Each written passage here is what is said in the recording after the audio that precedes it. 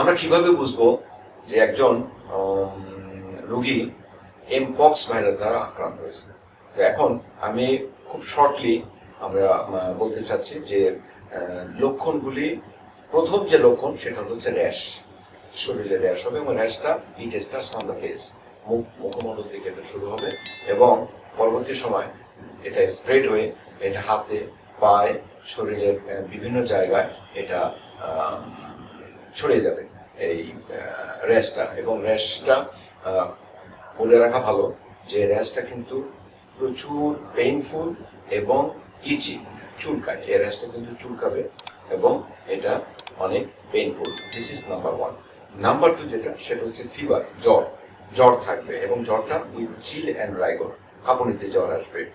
তারপর হচ্ছে হেডেক, প্রচন্ড পরিমাণে মাথা ব্যথা হবে।